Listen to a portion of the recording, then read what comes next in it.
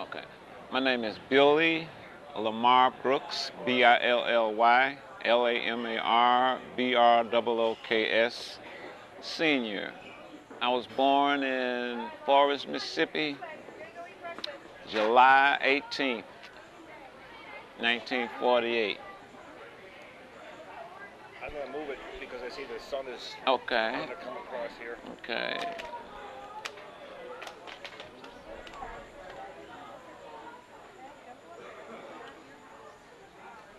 Okay, you're good. You told me about your parents? Okay, if my memory serves me correctly, my family migrated from Mississippi to Chicago when I was about 4 years old, which would put it around 1952. My father's name was Lucius Brooks Sr., and my mother's name was Josephine Brooks. We originally lived in the area of what at that time was called Jewtown. Now it's called Maxwell Street. You know, as far back as I can remember, that was where we first moved when we came to Chicago. I attended elementary school at Gladstone Elementary, and by the time I was, I don't know, 7 or so, we moved to the area known as K-Town, which was like 13th and Kettville in the North Lawndale community, where I attended William Cullen Bryant Elementary School, which was located at 1355 South Kettville, right across the street from where I lived at, which was 1320 South Kettville. I remember vaguely that when we moved there were quite a few Jewish immigrants in the area. There were Saturdays where we would see them going to the various synagogues in the area, you know, which was pretty interesting to me.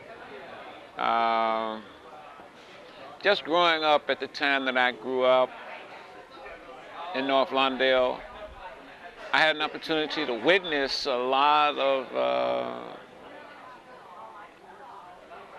I won't say gang activity, but social club activity. You know, at that time, the major street gang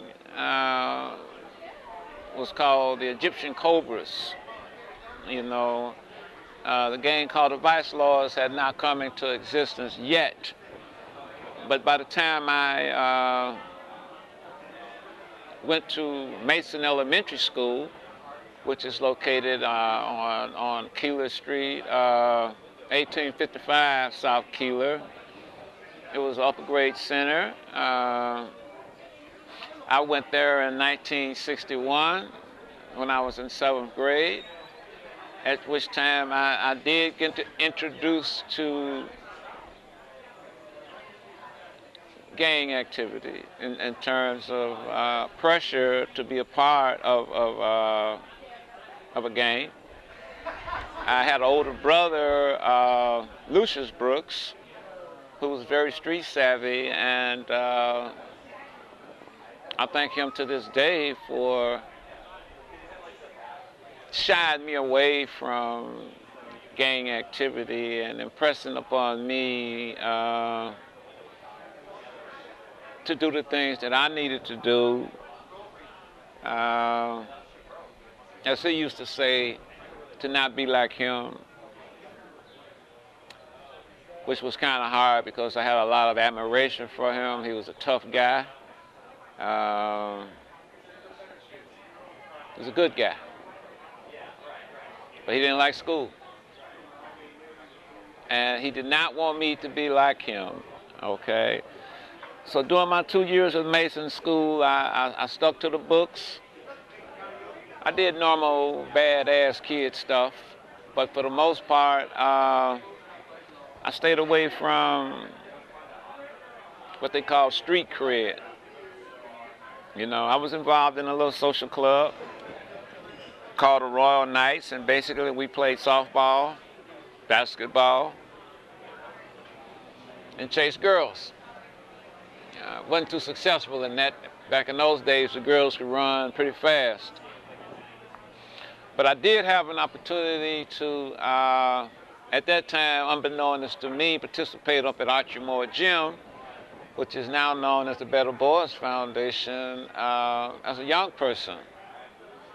And I met a lot of impressive people who shaped my political thought. One of them name was Warner Saunders, who along with Daddy O'Daly later on produced this show for television called For Blacks Only. He later on went on and produced another show called Common Ground. He eventually became an anchor person for Channel 5 News. And Warner Saunders gave me some very good advice as a young man. And to this day, I still hold dear that I had an opportunity to meet people like Warner Saunders, to meet people like Eugene Perkins. In his own right, was an artist, entrepreneur, social activist, humanist. But more importantly, I met a man named Joseph Kelman, who actually founded the Better Boys Foundation as a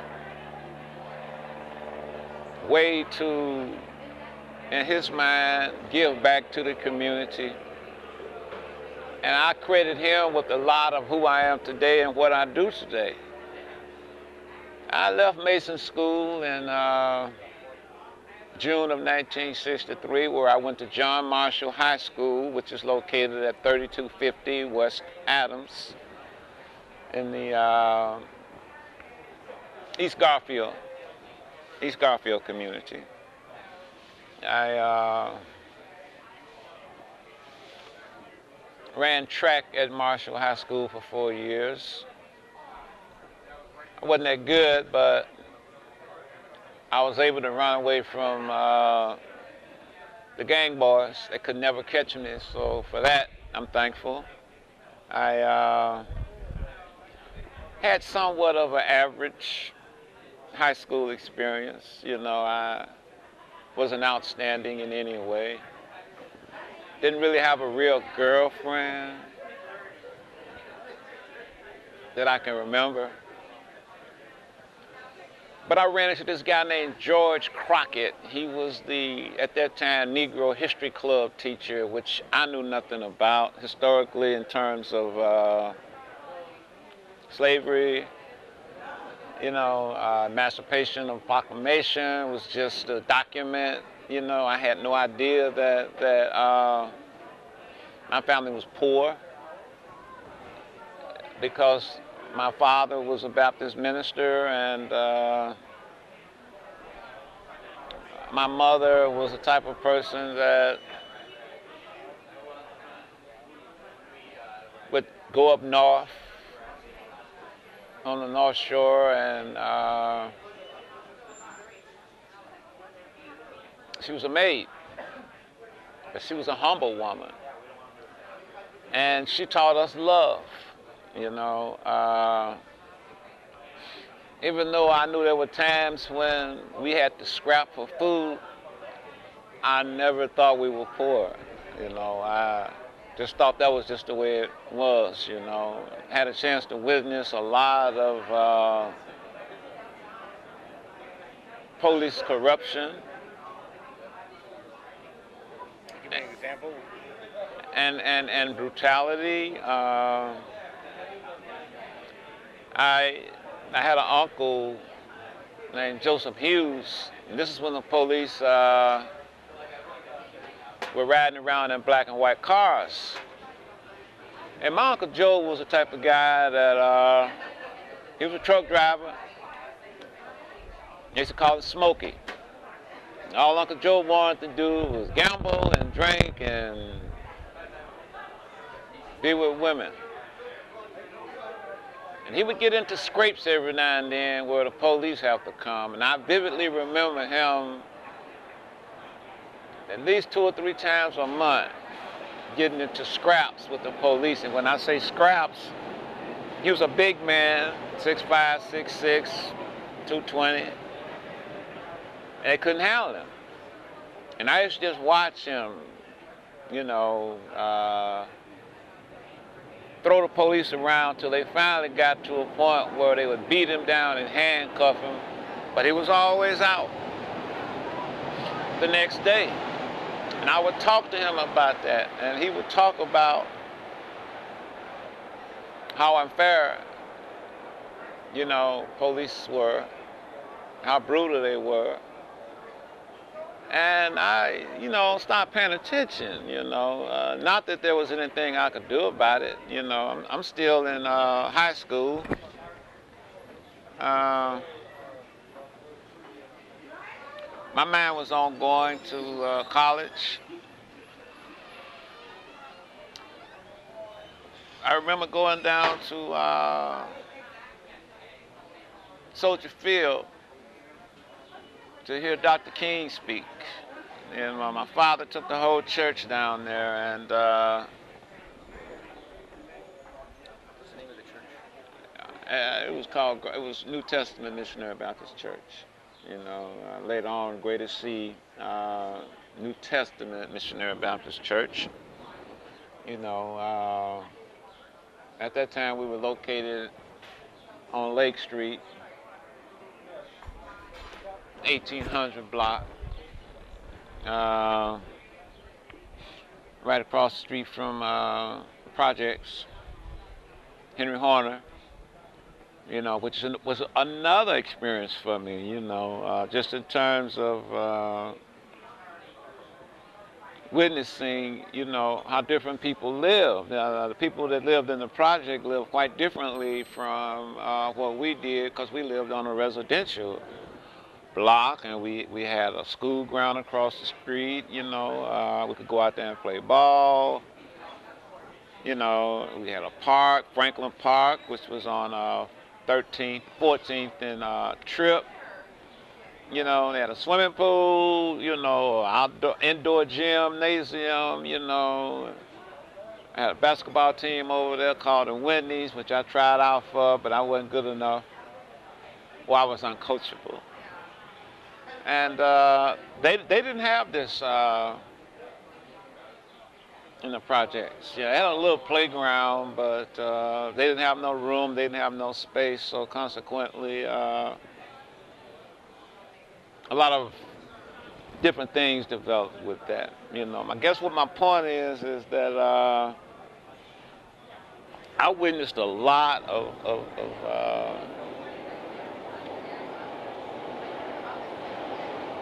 different phenomenal events growing up.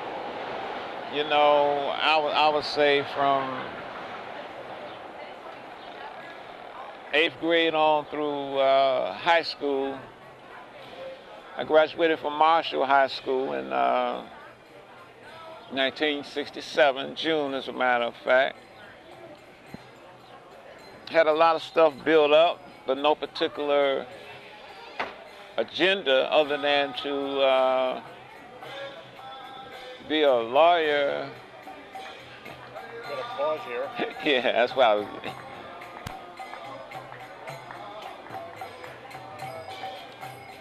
Man, I haven't saw this in years. Years.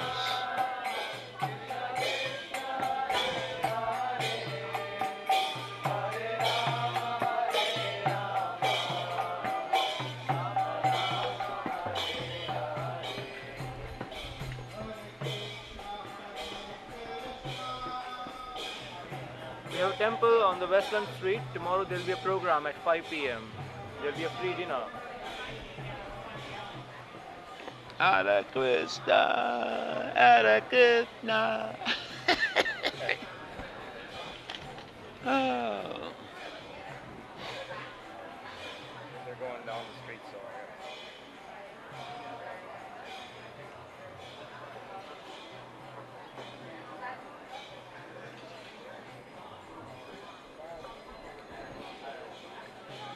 I wonder if you could say something about the tenor of the times and the things that happened that affected you. Like Martin Luther King coming to Chicago was a big deal. Well, Martin Luther King got an apartment.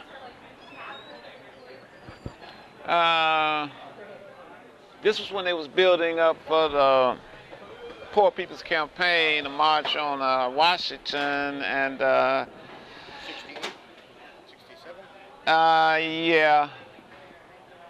yeah, and Martin Luther King galvanized a lot of the street gangs over there, you know, at that time, you know, to be a part of his Poor People's Campaign. But like I said earlier, I had went to Soldier Field, and he didn't do exactly what he said he was going to do. Mm-hmm. You know, I hooked him up with a lot of other different people. Yeah. And he was after me for like the last year for me to, and they sort of impressed me, you know, with their speeches, but I was never one to want to get into a habit of marching. You know, I had seen a lot on TV, you know, what was going on down in Alabama. How old were you when the March on Washington 63 took place? 1963, I was 14, 15, my freshman year of high school. Yeah, you know, yeah, that was my first year of high school. So, but a lot of guys my age, you know, and the majority of them were members of street gangs, you know. They marched with Dr. King. They went to Washington, you know, a brother by the name of Charles Hooks, Willie Clemens, and what that tent, they lived in tents, and they got in a lot of trouble down there. In Washington, D.C.? They got in a lot of trouble, you know, and What does trouble mean? just criminal stuff. Okay. Yeah, you know, got arrested, you know, because they weren't politicized as such, you know, and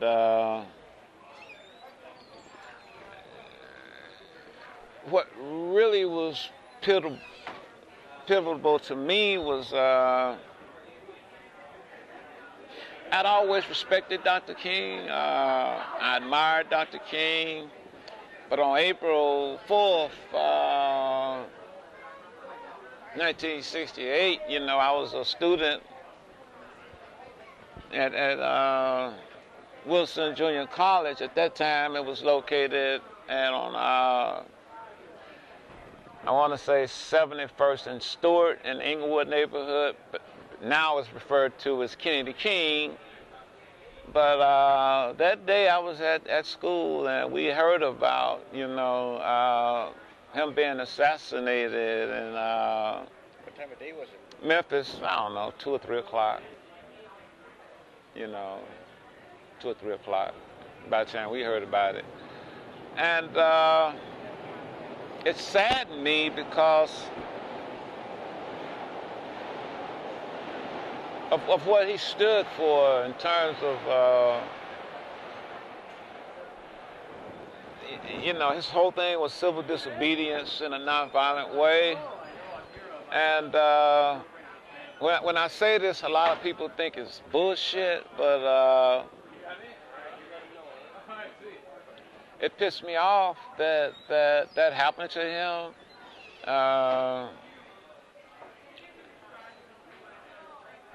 Because my mother had a lot of respect and love for him.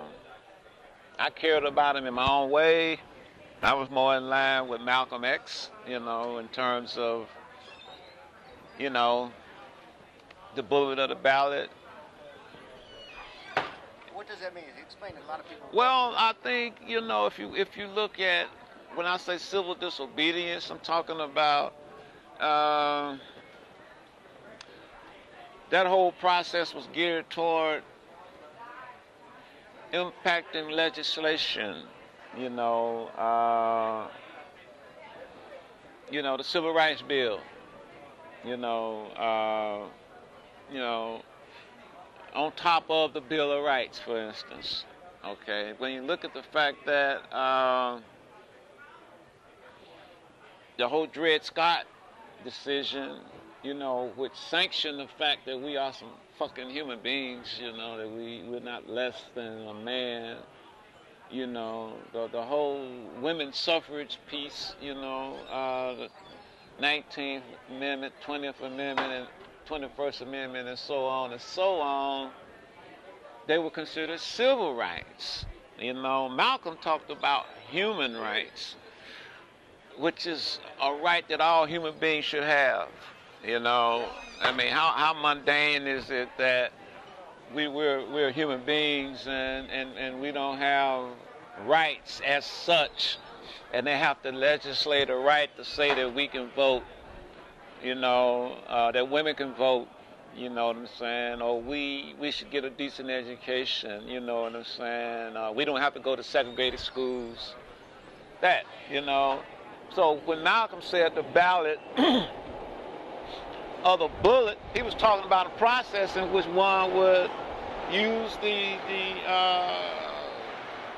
legal process to attain our human rights, through voting,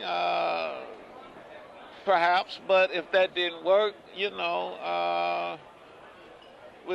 would have to look at another process, the ballot or the bullet. It's a choice, of sorts.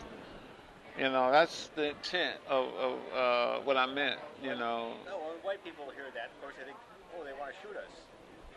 Not really. If you look at, let me jump right into the heart and the meat of what happened to me after April of '68. I'd heard about the Black Panther Party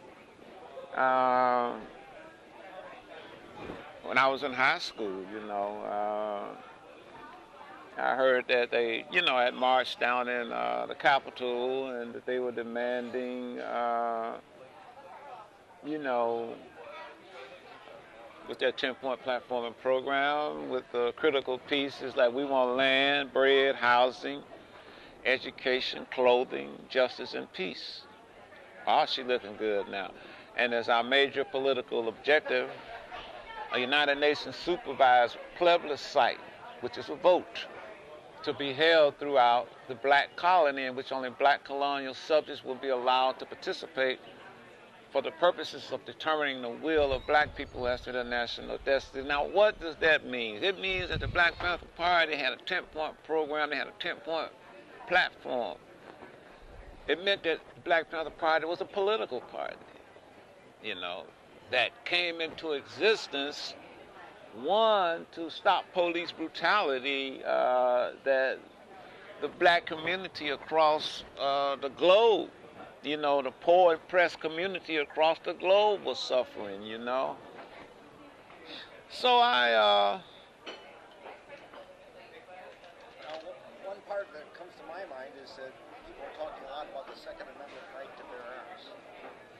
Did that come up? Was that part of the self-defense? Well, I mean, you have to understand that at that time, that police officers across America were basically murdering black citizens, and it's well documented,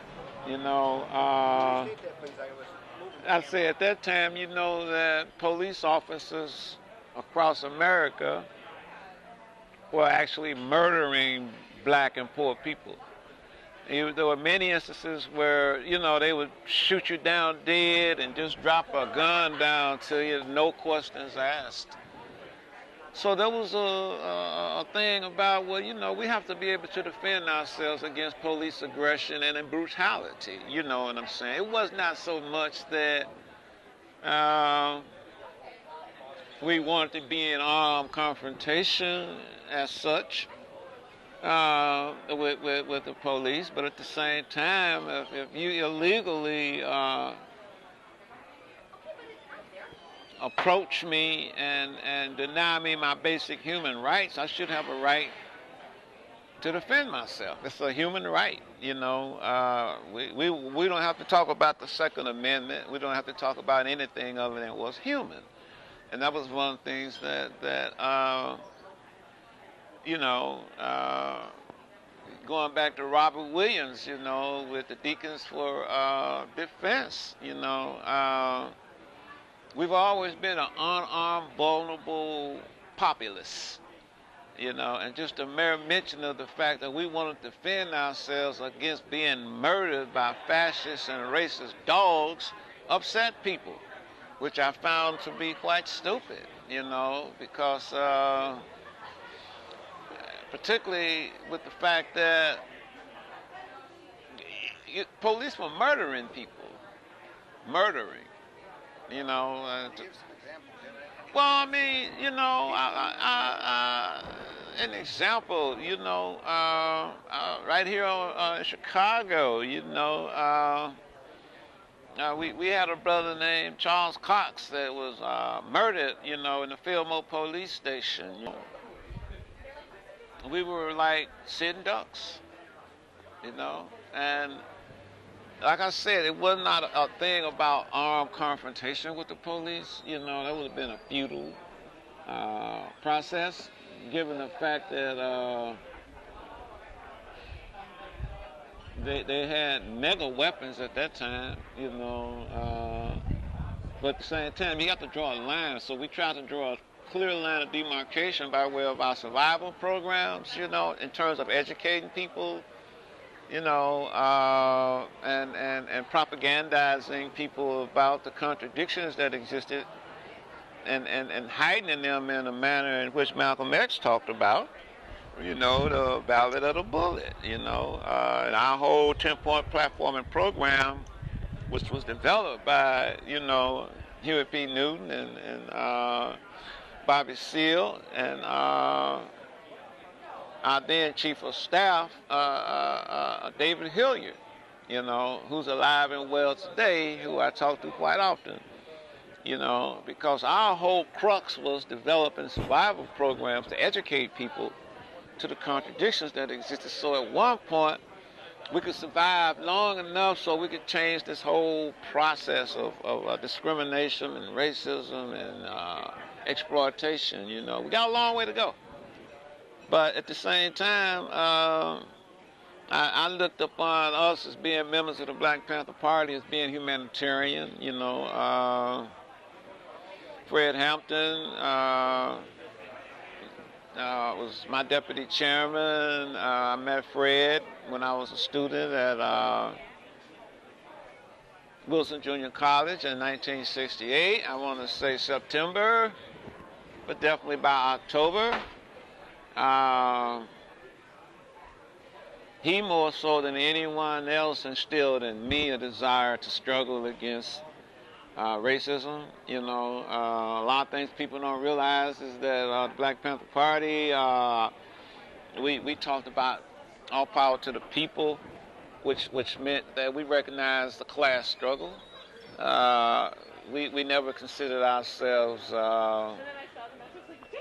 nationalistic. You know, we considered ourselves revolutionary, in that we work cooperatively, you know, with all progressive people. You know, we believed in you know, the same coalition politics that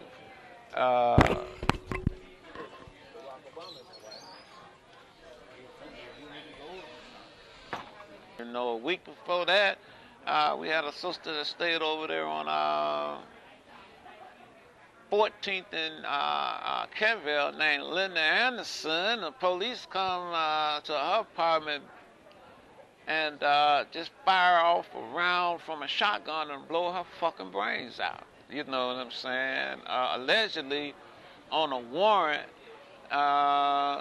So there are many instances that this happened around Chicago that I'm aware of, you know.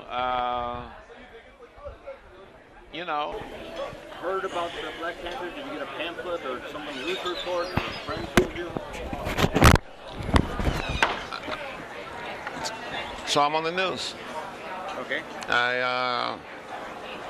October 1966, they went to the courthouse in Sacramento. You know, You're talking about Huey P. Newton?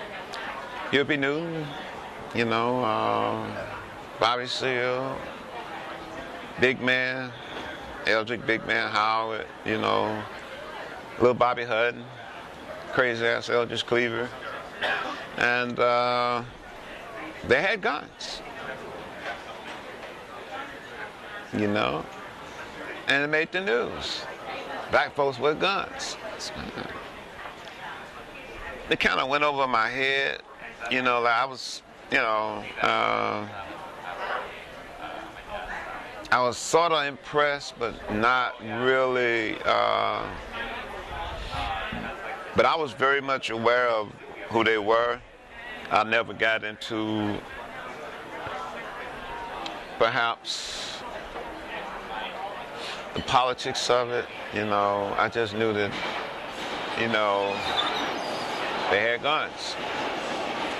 And they had a program, but they were like in Oakland, you know what I'm saying? You know, we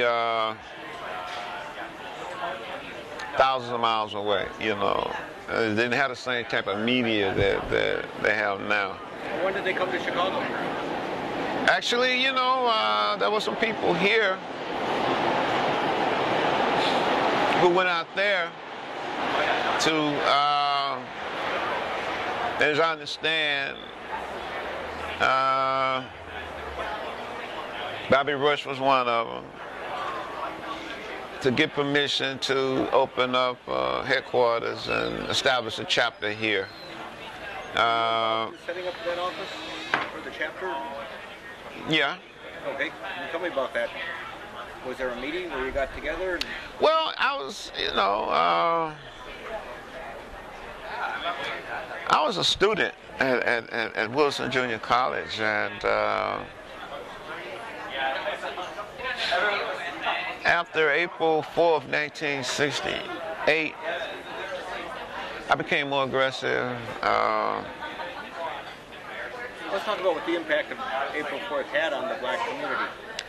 Well, you How know. did it change? You described, now I'm a white kid from a white area. Well, you know, it was like, why you have to kill him? You know, he was a peaceful guy, you know what I'm saying? So then you're gonna do him, you know, people were angry, people were upset, you know, it was just a blatant slap in the face, you know, and the college students around this country, you know, started organizing, started collaborating in a manner that had never been did before. I still hadn't really conceptualized being a member of the Black Panther Party, you know, and that didn't really come into fruition until like September of '68, you know.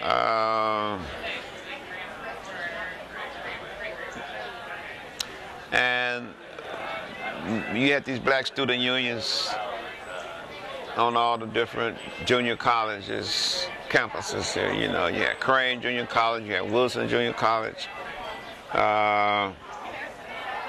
had Southeast, you know, you had Chicago State, you know, you had Northeastern Illinois University, you know, Northern Illinois University, and everybody had a black student union. And you were one of those? No, I wasn't part of the Black Student Union, you know. Now, Black Panther Party is the only organization I ever joined, you know. But now, you know, they was going around taking over schools, demanding black studies programs, you know, and that's what You know, that's how I met Bobby Rush. You know, because he was on campus organizing and talking about the Black Panther Party and whatever. And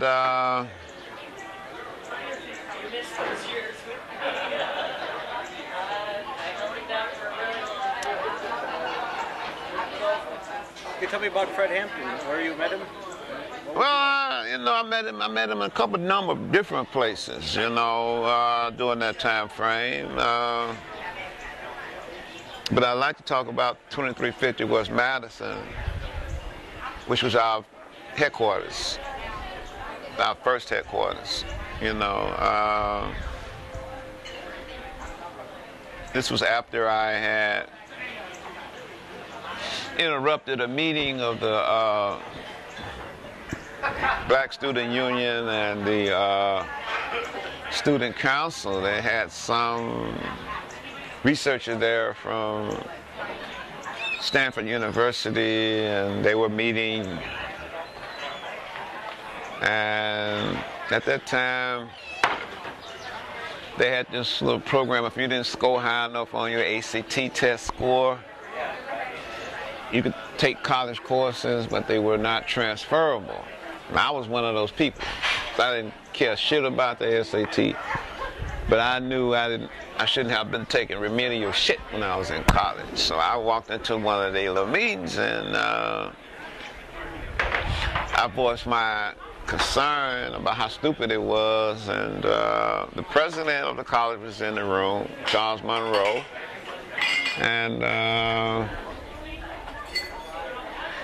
when I disrupted them, you know, I offended the president of the student council, and she got angry with me. She said, "Bill, you always interrupting." And I gave the president an opportunity to jump up and put his finger in my face. And I asked the man very kindly to take his finger out of my face. And he didn't. And then the devil made me slap him. Then... Well, he did remove his finger, but... Yeah, he removed his fucking finger in a hurry, you know. But then I was not a member of the Black Panther Party at that point, you know. Then that's when I became a member of the Black Panther Party. Police and the newspaper put me in the Black Panther Party. I was just a shit starter, pretty much as I am today. You know, I want to work with people. You know, so I often tell people I really didn't join the party. The party joined me. You know what I'm saying? Because I'm on a people's crusade. I don't own a weapon. You know, I would never own a weapon. I lost a 19-year-old son on Flag Day, June 14th, 1991. It's a senseless gun violence, you know, and there are more people in the black community that are against guns than one might imagine. And a lot of it just has to do with traumatic losses of loved ones, you know. A gun is a terrible thing in the wrong hands. It just so happens back in the day, police had the guns in their hands and they did the most brutal shit, you know, that one can imagine, you know. And all we were trying to do was point that out, because we said we want to end to the murder and brutality of black people. That was one of our platforms and programs. We never said that we want to go around and shoot police. There's nowhere in there to say that. But that's the perception. We said we want to end to the murder and brutality of black people by the police. A lot of people in the suburban white community thought you were out to kill white people. There's no documentation at all of that. That's a perception, you know, and I want to set the record straight. We in the Black Panther Party said all power to the people, you know. What does that mean? It means white power to white people, black power to black people, brown power to brown people. Yellow power, yellow people. Red power, red people. In the course of our struggle to unite, to overthrow the oppressor who's fucking us all. You know? And if you were my enemy and I saw you gaining ground, I would do anything I could to vilify you, to make you seem to be someone that you were not, so that I could turn people against you. Man, we fed homeschool children. We opened up a medical center right there in North Lawndale, just a couple of blocks from the Better Boys Foundation. We started testing people for sickle cell anemia. We ain't had time to be out here fucking with no police, man. They was fucking with us. Okay? They came to 2337 West Monroe where they assassinated Fred Hampton. And we didn't go to Hanrahan's house.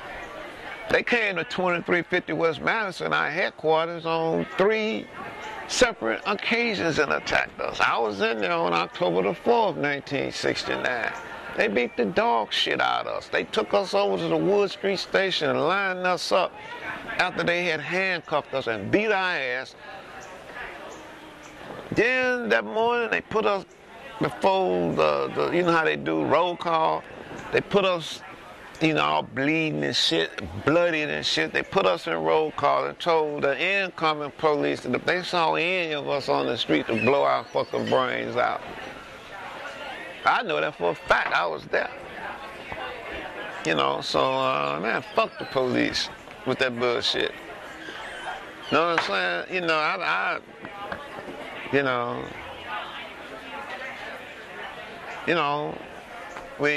know, our job, in my mind, was to provide the same type of service that, like, what I do now with these young people. You know, getting them in college, giving them an opportunity to develop the skill set that they're going to need in order to survive. I gotta cut it because I got to run, but we could pick up and you can look at the footage and whatever else that we didn't get a chance to touch on. But I appreciate this honor from you, Paul. I do. I was sent here for a reason. Did God send you here? Yeah. Thank you, brother. I do appreciate this, man. I feel humble. Honestly. Right on. I'm trying to get together with him when he comes back to Chicago so I can do some interviews with him. But he is hard to get hold of. He's not hard to get a hold of. See, he interviewed me in 04, you know. Yeah. And he didn't do exactly what he said he was going to do. Mm-hmm. You know, I hooked him up with a lot of other different people. Yeah. And he was after me for like the last year for me to